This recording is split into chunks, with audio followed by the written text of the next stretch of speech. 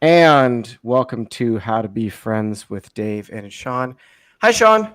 Hi, Dave. Because I'm a consummate professional, I may just Uh-huh. jump up and get something to drink because I forgot to start or to get something to drink before we started. But But let's did get but but did you tap your microphone and make sure you're using the right one? Awesome, good job. in our perpetual making fun of ASMR people, giving you your mouth sounds. Ugh. I just turned off like half of our 20 people that watched the last time. Okay. So, just real quick, let's jump right in for the heck of it, providing useful information. Shawn, how you doing on your oral health? Like brushing my teeth? Yeah. Good. I don't floss though. You should consider flossing. Do you use a mouthwash? Yes. It turns out that mouthwashes help disrupt coronavirus. Mouthwashes disrupt a lot of viruses. Yes, they do. So this is our okay. A couple of things associated with this. First off, I would just like to encourage everyone to have better oral health. And so if the fear of coronavirus gets people to use mouthwash, that's great. Make sure you're using it right. Obviously, if you're just rinsing the front of your face, it doesn't do as much as if you get all the way. You're supposed to go. You're supposed to do that, right? Yes. Gargle. Okay. So it's funny because they talk about betadine, providone iodine, peroxol, hydrogen peroxide, chlorhexidine. It's interesting that they mention a few chemicals that your mouthwash should have to disrupt coronavirus, and then they give us a brand, Listerine. Okay. Yeah. So the interesting thing about that is I'm pretty sure I know how this study was funded. Yeah, I'm pretty sure Listerine was trying to get on the whole coronavirus kick. Yeah. And although two things can be true at once, a corporation can do something just in the interest of their own money, and they can prove something true. But this is not the first time it's happened. Listerine is actually responsible for the diagnosis of halitosis. Okay, yeah, but haven't we agreed the halitosis is just it's made up, right? Stinky breath. Yes. Yeah. Right, it's just like that's not a thing. But Listerine made a diagnosis. All right. Well, good for Listerine. All right. I'm going to start us off with a bit of news. And then we need to get into a movie review that ties directly into rampaging racism. In between there, I've got a wonderful product that I was shopping for you. So let's start with this fun piece of news. I'm afraid. Let me get this to open up. Maybe. Good Lord. So I don't know about you, Shawn. I like meat. Okay. And we're talking about alpha gal, galactose alpha 1, comma 3 galactose proteins found in some sugars in most mammals. Okay. Okay, so if you have a an allergy to this particular protein, it presents like a lot of allergies. You get your rashing, your hives, your nausea, vomiting, difficulty breathing, blah, blah, blah, right? Your normal immune response. Right. So why bring this up? I don't know. Shawn, can you get AGS from a tick bite? I know you can develop. I told you my sinuses were off the chain. I know you can become sensitive to meat and it'll make you sick if you get a tick bite, but is that AGS? Uh-huh. Oh. Uh-huh. The vegans have made their first strike, Shawn. Yeah, isn't that weird? What a strange side effect of being bitten by a tick. So avoid at all costs the Lone Star or black-legged tick. We're Or on, just avoid ticks. I mean, which is no, that's valid. yeah. We here on this podcast are about promoting health, which is actually the module that we're in my nursing school as well. We're going to come back to that though. We're going to talk a little bit about health equity, but now just a little bit more news. I don't know if you heard about this. In your time with the 396, Shawn, did you went to Guatemala, not El Salvador, correct? And no, I went to Bosnia. I didn't go to Guatemala or El Salvador. Oh, thank God. Okay. So I don't know if you heard about this, but El Salvador, first country to adopt Bitcoin as legal tender. Nice. That's I don't have, great. yeah, I don't have a problem with it. For people on either That's side like of this, saying we accept Visa. Like it doesn't. thank you. That's why I go over things with people. If you love Bitcoin, relax. All it means is they're accepting it as a form of legal tender, which is fine. If Right. you hate Bitcoin, relax. They still have their normal legal tender as well as all of the other stuff going around. It doesn't matter. It's just yeah, that's fine. I mean, online companies have been doing Bitcoin for a while, anyways. Heck, you can buy a house with Bitcoin now. Right. Like it's just as long as you're okay with spending a type of currency that is constantly fluctuating in its daily value, then you're fine. Yes. And in that regard, in this world of governments just piling on ridiculous amounts of debt and intending only to inflate their way out of it, I mean, Bitcoin's fair. That's fair game. There's nothing wrong with that. Yeah, I think so. It just All right. I wouldn't run everything through Bitcoin. I don't know. They still have their standard stuff. Now, okay. This is the most important the important point of news. Shawn, Mm-hmm. I'm old enough to remember having a birthday party at McDonald's. Never did that. It's it. I mean, you're not missing out. Yeah. Yeah. They just spoiler alert. Guess what Grimace is? Did you see in that video there? No. Okay. Yeah, let's close that. So here we are, the purple giant. Ooh, he's an enormous taste bud. USA Today was unable to reach a McDonald's rep to confirm whether Grimace is in fact a taste bud. I find that very hard to believe. Hey, this is what a particular manager was saying, right? Right. Yeah. But, okay, we're not done with this little point. Let me just close that out, bring up another tab here. There we go. All I'm saying here, Shawn, is the resemblance is uncanny. Under an electron microscope, yeah. Shut your mouth hole. The mystery has been solved. We know what Grimace is. Yeah, finally. Because I know that was eating you up. That was absolutely.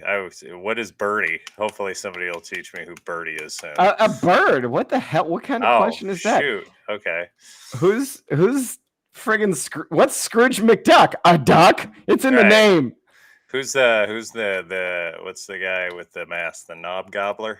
He's supposed to be a. Are you talking about the Hamburglar? He is not a hamburger. No, he's not a hamburger, but he's trying to steal Mayor McCheese's head, which is just a whole different sort of problem. I miss Mayor McCheese. Most kissable mayor out there. Right? Like, it's just weird. One more. Okay, one more. I mean, at least the BK Kids Club, they were all kids. Creepy kids, 90s kids, Yeah, but kids. But kids. Okay. One more piece of health news. Shawn, can you tell me which other part of your body you should have your mask on?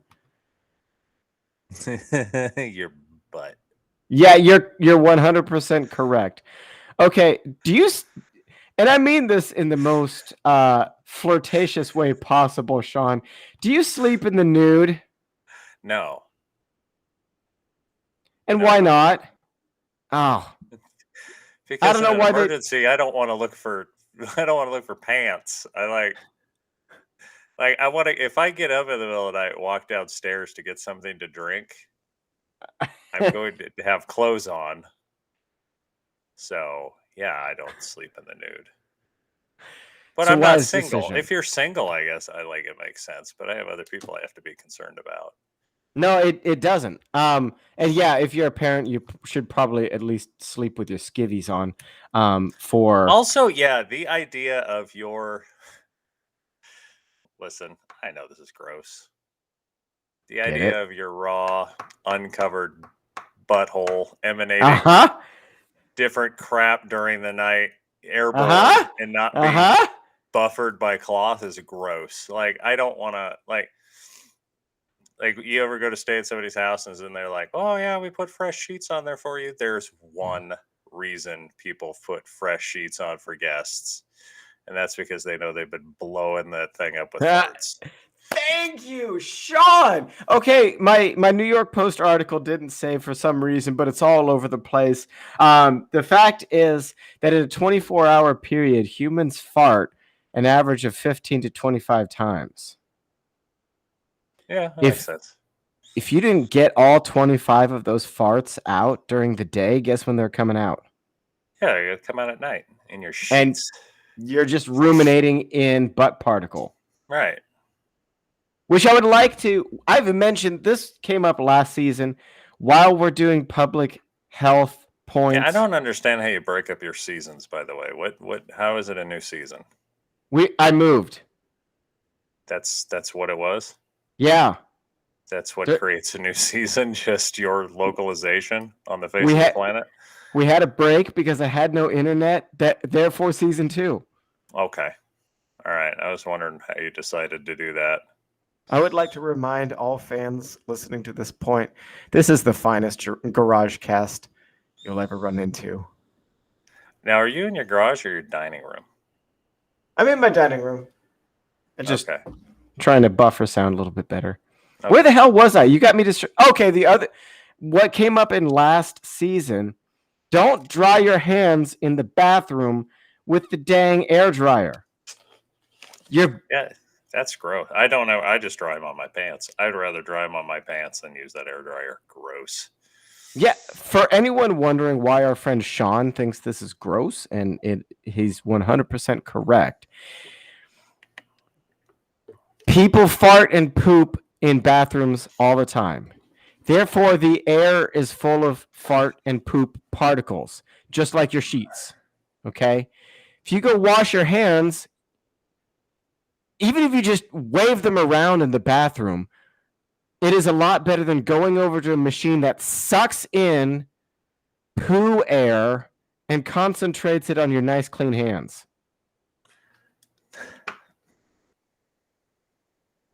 Studies have shown you get 60 times the poo particles on your hands. Christopher Robin, Piglet, and Pooh Air were walking through the 100-acre wood. Poo air. Okay. So we're going to get into more stuff that's going to get us canceled someday with the introduction that Candyman sucked. I think I told you it sucked. Yeah, I have no interest in watching this movie. Okay. And that's for the best. And credit where credit's due. It was well acted. It was interesting. They just flushed it down the toilet by having an agenda. Okay. All right. What was the agenda? Let me get to that in a moment. First off, did you see the original? Let me guess. It was race. Yes. Thank you. I'm not kidding when I say that this movie opened with cops being assholes and closed with cops being assholes. White cops. White Candyman kills in this movie a total of only 4 times. There are 4 scenes where he kills. All 4 scenes, he only kills white people. Okay. And they make a point of this in the movie. Spoiler alert if you're going to watch it. There's 5 girls that go into this bathroom, and in order to make them racist so that it's okay for Candyman to kill them, they kind of make fun of this black girl that comes into the bathroom. They don't even make fun of her for being black. They just make fun of her. So the girls are standing in front of the mirror saying Candyman, and the one Asian girl's like, I can't do this, and she bolts. Right. Therefore, the director's making a point that Candyman only kills white people in this movie. Or he's making the point that only white folks would be so white as to be like, I'm going to stand in front of a mirror and say Candyman 3 times. Oh, no, Shawn. No. We're not done here because, okay, again, spoiler alert. At the very end, like, the cops show... As a white person, I appreciate white people shit because there's a whole lot of white people shit out there. And that seems like one of those things that's a white person thing. All right, to be fair, you're not wrong. This falls back into the 2 things can be true at once. But here's the other, because you'll never see it, and if I'm blowing the lid off of it for the 20 people that watch this show, I'm sorry, live with it. So at the very end, our female protagonist is trying to save her beau from becoming Candyman. He becomes Candyman anyway. But the cops show up when he's got his hook hand, and they just gun him down without question, right? So this detective pulls the woman into his car, and he's basically like, so which story is this? Is this the story where you say that the guy came after the cops, so we had to shoot him? Or is this the story where we charge you as an accomplice? It's like, oh, dick move. So to the point that only white people would look in the mirror and say Candyman 5 times. She's like, well, I can give you the story, but can you turn the mirror to me so I can just see myself? And she says Candyman 5 times, and he promptly shows up and murders the hell out of all the racist cops. Again, spoiler alert. I mean, that's good. Don't get me wrong. None of us. I'm an equal opportunity believer in murder. I think that a good murder movie needs to murder everybody. Oh, and that's fair. That's fair. Because what you've done is essentially you've turned what is supposed to be a scary story of Candyman, yes, into like. No, I don't want to say that. No, that would be wrong. That'd be wrong. A social justice warrior. That's what Candyman became. Right. Because, okay. First off, now I'm imagining people getting arrested and being in the back of the car and be like, can I just look in the mirror? Right. And trying that crap. But then does Candyman show up and he has to make the judgment as to whether it's justified or not to kill this person? Like, you can't put that kind of weight on a candy person. See, their whole job in life is just to indiscriminately murder. They can't be holding the weights and measures and being like, oh, this white man has arrested a black man. However, he did not use unjustified force, and so you were holding with intent to distribute. And then he kills the black guy. Like, you can't put that much weight on Candyman. Just let him fucking murder people. There you go. Thank you. There was, and that's what it is. Because, I mean, until the cops, you can certainly make the argument that under the framework of that movie, cops killing someone in cold blood and trying to cover it, deserve a poltergeist coming and hooking them in the face. That's fair. But like the previous 6 people that were killed were just a little bit of dicks. Right. Like, we made fun of somebody, but it wasn't because of her race, but because she was black. Now Candyman is killing them? Like, Yep. that wouldn't work for me because my manager currently is black, and we make fun out of each other constantly. And I And don't need rightly so. Candyman coming out and tearing up my ass because I made More. fun of my manager for eating gas station fried chicken 3 days in a row. Okay. So Not because he's black, because it's gross gas station fried chicken and everybody at work is eating it. But now he's like, Candyman, Candyman, Candyman. And Candyman shows up and he's like, you racist bastard. And I'm like, it has nothing to do with the fact that he's black. It's gas station fried chicken. It's gross. And you don't eat it 3 days in a row and then wonder why you're on the toilet constantly. And he's like, racist. Now eat my bees. Oh, speaking of, before I move on, because we are gonna hit this. I know I told this to you, but our fans deserve to know as well. Go back and watch the original Candyman. Really good movie, honestly. And to be fair, they made a point to talk about the racism in that inappropriate ways that still moved a narrative other than all white people are bad and deserve to die.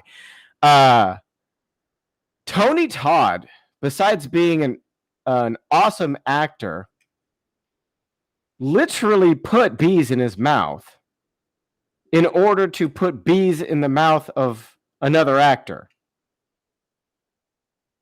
They were not CG bees in Candyman, the original one. But being the clever man that I'll assume the new one is CGBs. It's absolutely CGBs. It's not as good.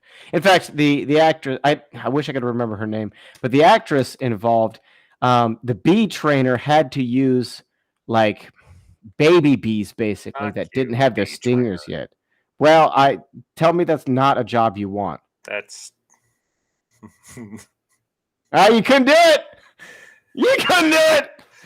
It's like, oh my god, do your bees bite? Oh no, they're well trained. Like, they're bees. No, that's what I'm saying. He had like larval bees that didn't have their stingers yet because the actress was like fiercely allergic to bee stings. Tony Todd, not so much. Negotiated, I told you this, but this is for our fans. Negotiated to be paid $1,000 for every bee sting he received. Do you remember what his total bonus was, Shawn? Yeah, he said he got like $20,000 or something. $23,000. Good for him. As our ghosts. Oh, we got a guest today. How many times would you allow bees to sting you for $1,000 a sting? How many bees do you have? Like, great response. Seriously. You throw bees at me all day long, baby. Okay, so I have to get your reaction on this. Okay, so you probably heard that there is a recall going on in California.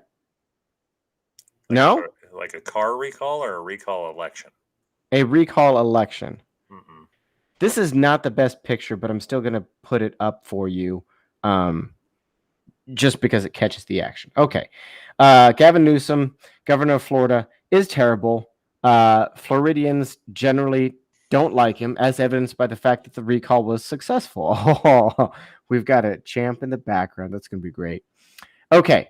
So the recall vote happens this Tuesday. If you live in California and you're listening to this, get out and at least vote to recall Gavin Newsom, because even if you want a Democrat in, I guarantee there's a better Democrat than Gavin Newsom. But that's my... That sentence was way too long. You should have said, if you live in California, get out. Like, why do you still live there? Like, okay.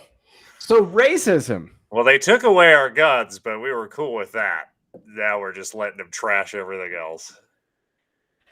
That's why we got the Raiders. Because California was so bad, even the Oakland Raiders were like, we have to move to a new place. Thank you. And absolutely. That's the Oakland Raiders. Oakland. Okay. Not San Francisco Raiders. Oakland Raiders. Oakland Raiders. Let's get into the rampaging racism. It's for real. So running against him is Larry Elder. Shawn, Yeah. if a white woman puts on a gorilla mask and throws an egg at a black man, Yes. is that racist? No, but it sounds like the beginning of a good joke. So a white woman in a gorilla mask and egg and a black man walk into a bar. No. Okay. If you throw an egg at somebody, it should be assault regardless. But to say Hate that's crime. racially motivated, unless the N-word was written on the egg, then no. Valid. I agree with your assessment. Of course, in a world where everything is racist, Right. I'm surprised that this just goes right by the news. But you know why it goes right by the news? I don't know why. Larry Elder is Republican. Oh. Therefore, it's okay. Egg throwing would be called hate crime if I was a Democrat. Oh, that was his response. That was his response. Yep. Okay. Well. Now. But Shawn, I'm not racist. Okay. Whenever somebody starts a conversation with, I'm not racist, but... I didn't say the but, and you just illustrated a Kafka trap. Would you like to read number 1 in your best narrative voice for us, Shawn? A sophistical rhetorical device in which any denial by an accused person serves as evidence of guilt. Jill said Jack was paranoid, and when he told her he was not, she just nodded knowingly. It was a perfect Kafka trap. So you... Can you hear that? Yes. You can hear that? Yes. So I'll continue on while Shawn takes care of fathering. You're not even... Stop saying things. Is that okay? Yeah. Oh, you're awesome. Thank you. Oh, Shawn. Hi. That was beautiful. It's so really yes. loud. Like you're supposed to. Yeah. That's supposed to be on your head and in your ears here. And I was like, shit, that's loud for me. So it's Kafka-esque, is what you're saying? I've been Kafka'd? It's literally referred to as a Kafka trap. If you say I'm not racist, and the response is, well, that just illustrates your racism, but because you can't admit your racism, that's a Kafka trap. So if you say something like, it's really hard because this becomes part of the public record. So even though I'm trying to use an example, like murder, if you're accused of murder, and denial by an accused person serves as evidence of guilt. But what I'm saying is, when we say racism, if you say I'm not racist, but I think that all blank people are dumber than blank people. That's a fair way to do that. Right. It's not a Kafka trap. It's racist. Right. So that's because, of course, that is anytime you say something, but you're basically invalidating the first thing. Okay. That's not a Kafka trap. That is, Shawn, that is someone coming to your workplace and training you to understand how racist you are, and you saying, I'm not racist, and them saying, well, you see what I'm saying? First of all, everybody's racist. Thank you. It's true. Listen, everybody's racist. Yes. Everyone has a preconceived notion of everything and everyone for something. If you don't, you're lying. It's just the truth. Right. The depth of your racism, that's debatable. Mm-hmm. But we are all trained to make assumptions based off of people's appearance and their language and things like that. That's how we're all raised. That's how you judge the kind of people you do and do not want to be around. Or that's how you judge the intelligence of another person. So just making an assumption based off of what you can see and hear, that can fall into the racism spectrum. So to say you're not racist, you're so full of shit. Like, we're all racist. Now, to the extent of that, I don't think I'm very racist. I think I'm at the low end of the racism spectrum. But Well I admit said. the fact that people all have they have a disposition to look at somebody and make assumptions. Yes. And that could count as racism, especially if you're like, oh, this is a blank person wearing this type of clothing, etc. Yes. Right? So Right. So the Kafka trap alone is not valid evidence. That's the point that I want to make. Because again, two things can be true at once, because you're correct. Everyone needs to be able to admit to themselves that they're at least a little bit racist. Right. And the additional point that I would like to make about that swings back to Candy Man. Okay? If you hate white people, that's racism. Yeah, no different than if you hate black people. Correct. Or Asian people, or anyone. Pacific Islander, or whatever. And that's where we get into this weird thing about, like, what is and is not racist. Like, there is a lot of stuff that is racist. There's a lot of stuff that is gray, but if we start looking at the shades of it, there's a lot of different shades of gray. And also, racism is not how would I put this? I have found that a lot of people who are racist, no. Supremacy and racism, I don't think, are necessarily toe in toe all the time. Not quite the same thing, right? Right? But they're always associated with each other. Like, also fair. Right, like, ooh, white supremacy. No, I think those are just assholes. Yep. Right? Like, those are just assholes. Yep. So, and don't get me wrong, I know they exist, and I know what you're saying. Shawn said he's racist. No, I'm saying if I see you on the street and you look like a tweaker, chances are I'm going to walk further away from you because I don't want you to ask me for money, and you also probably smell bad. But if you look like a tweaker and you're black, now all of a sudden I'm racist. Fair. Right? It's fair. No, I avoided you because you look like a tweaker, not because you're black. But it can be confirmed as, oh my God, he avoided him because he's black. No, I avoided him because he's a tweaker and I don't want to be near him. So, I have made an assumption based off of somebody's appearance that I don't want to be near them because they're high on meth right now. But we throw their race into it, and all of a sudden, if we're not the same race, is the racism issue. Correct. Now, the final point that I need to make on this is we have so I'm working on public health as one of my classes this semester. And we went through this article talking about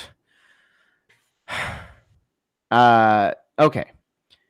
We like to lump legitimate things in with illegitimate things. So, social determinants of health.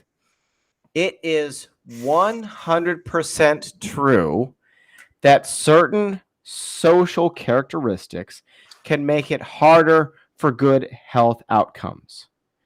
If you live in a ghetto, for example, where there are regular shootings every week and hundreds of people die every year, Chicago, excuse me, you might have a lower average lifespan than, say, Salt Lake City. Okay. It is 100% true. Salt Lake City is in itself a ghetto. Okay, that's fair. But yeah, it is. There isn't bunch as of much LDS people in one area. There that isn't as much defines a shootings. Ghetto. Stop it. Shootings. I'm making a point. Okay. I'm going to mow your face. All right. So moving forward. So yes, public health should absolutely work on correcting as much health opportunity as possible. Right. It shouldn't take the Black Panthers to get that done. Right. Yeah. However, the moment anything works for equity of outcome, it's total bullcrap. Total bullcrap. You're going to have to define that better. All right. So, in the context of this healthcare, we're seeking healthcare equity. Okay. That's not the correct term because healthcare equity would mean that everyone has the same outcome, and that's impossible. Right. It's 100% impossible.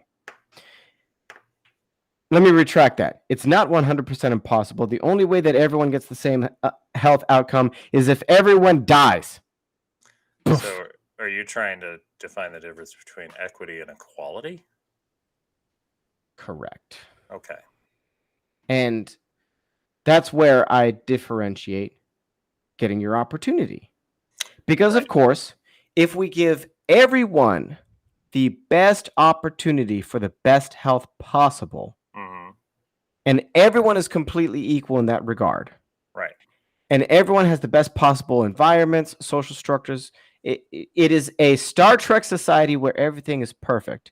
You still will not have health equity because it's still up to the individual. Right. So equity and equality would be wrong there. So what you're saying is the best bet is to go for healthcare inclusivity. That's a great way to put it. Okay. Everyone give the best education possible, the best opportunities possible, the best help possible, and from there, it's up to them. Right. Because the problem is, now let's shift over and talk about income equality, for example, right?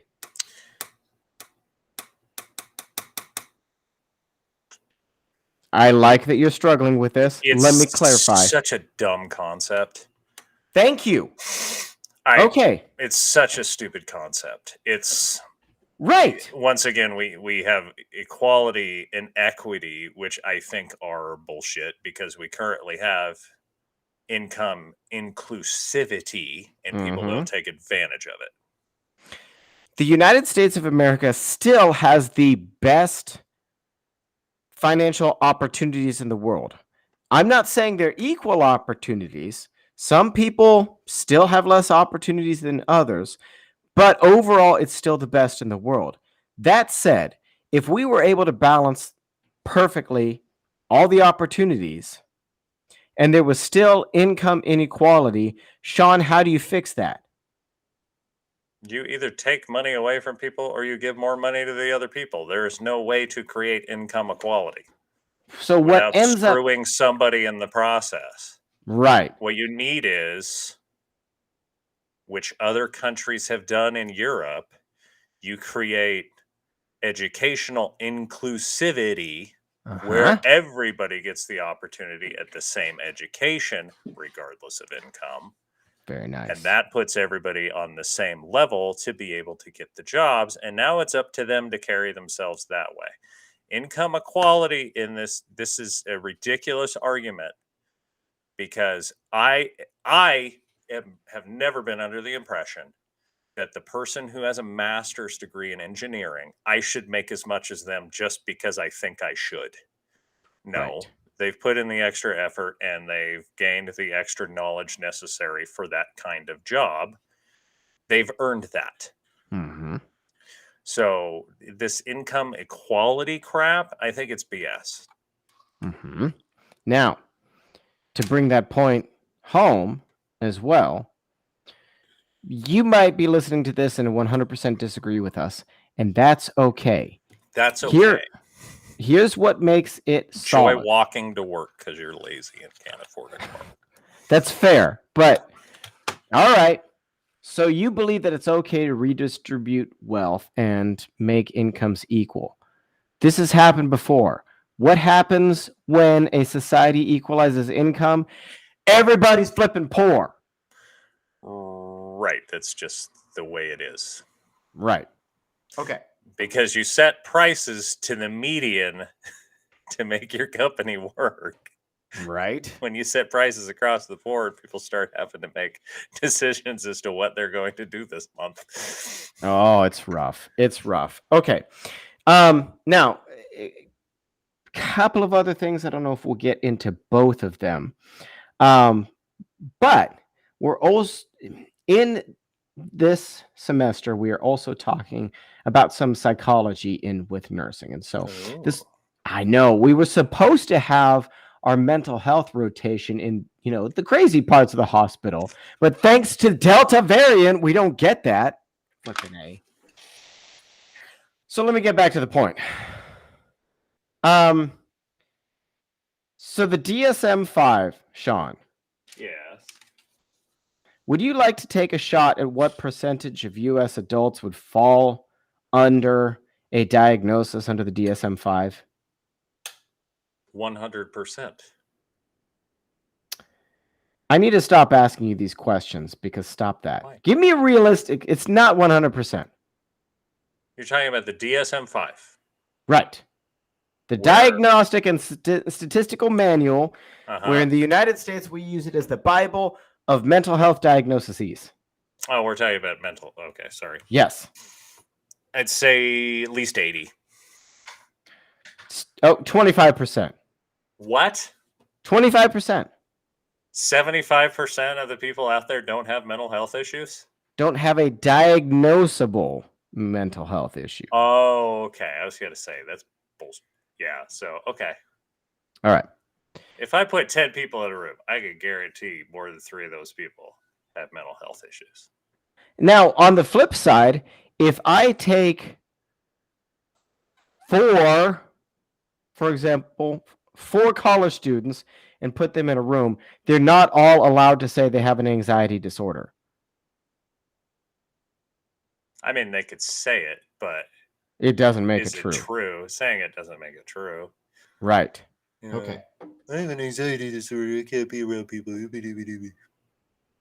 Well, Now, bring me a note from your doctor. Right. You barrel down further. 6% of the United States have a mental disorder or disability sufficient in severity to interfere with their lives substantially, to make it a disability. Yeah, okay. That seems like a more realistic number. That tracks, yeah. Yeah. You line up 12 people. One of them is going to be genuinely disabled for a mental reason. It makes sense. Now, to the point that we've made before, okay? I'm going to check on this real quick, but the DSM-5 is still includes gender dysphoria. Okay. Its definition about gender dysphoria is interesting. Okay. Because it does include what it's supposed to include. Basically, if your gender does not match your ideation of what you are, to the point that it starts to interfere with your life, it counts as gender dysphoria. Right. Okay. That's fair. Yeah. I don't think anyone should argue with it. My question is, how many people are sending people to get counseling for this? I'm sure a lot of doctors are, but then they try to get their insurance to approve it. It won't go through. So they're probably not going to this counseling. Which is a shame if that's the case. Right. Because it's in there. It's in there. Ooh, I just sounded like our president. I should never do that again. Ugh. Sorry. Yeah. And I'm not saying you need counseling because you have gender dysphoria. I'd say with any mental health issue, seeking counseling is always a good way to go. Absolutely. Like, it's And not like, genuinely, I think I'm a woman, I don't need help, there's nothing wrong with me. Nobody's saying there's anything wrong with you. What we're saying is your brain inside of a man's body is saying that you're a woman. You're not clicking the way your body and brain aren't clicking the same way. You need to go talk to a counselor about this. Maybe you can work it out and figure out where you need to go from there. Nobody's saying that's broken or wrong. But yeah, it's yeah, go talk to a counselor about it. But I doubt I'm sure their insurance doesn't cover it. Probably correct. But I just want to make the point that, so under this DSM-5, we're talking about something that's genuinely interfering with your life. If any mental health disorder is an inconvenience, it may not be as big of a deal as you think in your mind. If it is disrupting your life, go do something about it. Yeah. Isn't that fair? Absolutely. All right. Now, because I totally lack a good transition, I'm particularly proud of the shopping that I did for you. Oh, okay. I didn't shop for a whole lot of items, but I think that this is particularly appropriate to our relationship. Give me just a moment. I had to clear a pop-up. For the low, low price of $39.95, Shawn, you too can have a butt buddy. You know what? A lot of people swear by these things. A lot of people say the bidet is the way to go. I genuinely want one. Genuinely. However, it's going to be a bit of adjustment. Yeah, I don't understand how that hooks up. But yeah, I mean, I don't know. Yeah, when you say adjustment, like you got to like learn to put your tuchus over. Yeah, so you do have to remove the There you toilet have seat, it. connect butt buddy, clean booty time. Yeah. Yep. It's super simple. I'm sure you have to you have to recognize like the spot you're supposed to be in. Like you got to scooch your tutor and get it in the right place, and then you're just using. You said scoot your tutor. I'm assuming the force of this thing at high is just whatever the water pressure in your house is. Which I don't know that it looks as if that sprayer is already on target. You just have to wiggle your butt around a little bit. Right. Now here's my question though, because we're talking about one nozzle blowing water at your house water pressure, right? It's like going out front and taking your hose nozzle and putting it on stream. Right. And that's what you use to like blow off your concrete. So now you reach over in the middle of the night, you crank this knob to max, you're too far back, and a blast of house pressure water hits you in the right testicle. Yep. And knocks you over. Like I could see how you could screw this up the first few times before you're like, I know how to use it now. Also, like it's splattering all over the place. So it's like blowing your poo particles off your body. And then I have to assume splattering them all over the bowl and under the seat. But I mean, I'd rather that than like clog my toilet up with wet wipes. And I got to dry my butt with how much toilet paper. And then if you don't have good toilet paper, it's just falling apart when you're trying to dry your butt? Maybe. I don't know. It's just... Let's begin by turning off your water. No, let's not do that. Yeah, let's begin by turning off your water. I genuinely want one. I'm probably going to get one. Okay. I'm not. No way. Because then that thing's in your toilet, and then every time you clean or somebody pees and they pee on the bidet, it's just one extra thing you got to clean like in the toilet. I mean, that's like some Ghostbusters cross the stream stuff. What are you doing peeing on the bidet? How dare you? It's like right there on the back of the bowl. Like, although if I had a remote and I could spray somebody with a bidet while they were in the bathroom peeing, That was like, I peed into the toilet, and the toilet peed back. Oh, that's absolutely fair. Okay. We're coming up near the end here. I'm not tracking exactly on our time because I suck at that. But we're coming up close to the end. I feel like we have made the world a better place with this podcast today. Mm. I'm glad that we included your son dancing in the background. Yeah, he's having fun. What are you playing, honey? I'm playing Super Hot. Super Hot? Sweet. He's playing Super Hot. Have you seen, by the way, Mm-hmm. close out Christopher Lloyd's Rick? I have not. No. Did he do it well? I don't know what's going on. I'll play this for you real quick here. They're calling this a teaser trailer, and I don't know what's going on. But let me skip this ad. I think it was just a teaser for the new season. Like, I don't believe they're doing a live action or anything. You may be right, but let's share this. Give me just a quick moment here, because I want your reaction, knowing how much of a Rick and Morty fan you are. Here we go. Rick, you did it again. Didn't you learn anything from last time? Oh, I thought you... Are you kidding? Never!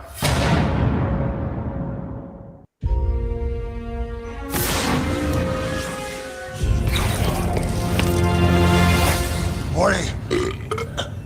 Well, Oh, jeez. And then it goes into a bunch of cartoons. Thoughts? Christopher Lloyd wouldn't have been my first choice, but okay. Who would have been your first choice? It wouldn't have been Christopher Lloyd. Okay, who popped into your mind first when we started talking about it? I have not thought of who should play Rick from Rick and Morty, but I wouldn't go with Christopher Lloyd. Okay. Christopher Lloyd is a fantastic actor. I almost He's feel wonderful. like that is besmirching his Doc Brown by making him Rick. You're saying that Rick is below him. I'm impressed. Okay. So we're going to do this as the teaser for next week's episode. Next week's episode, Shawn is going to have prepared for us his top 3 picks of Rick. I could do that, yeah. I believe in you. Yeah, absolutely. All right. And in the meantime, Shawn, I appreciate you taking time. I hope your son doesn't get murdered by whatever he's dancing to. It's a really cool game. It only moves when you move. It's really weird. You should look up Super Hot. It's pretty cool. Yeah, I'm sure I'm going to get a lot of good results from a Super Hot Google search. No, you will just straight up get the game Super Hot. It's very popular. Apparently the internet's more tame now. All right. Yeah. Shawn, I want you to have an amazing evening. You as well, sir. Love you, buddy. Love you too. Bye. Bye.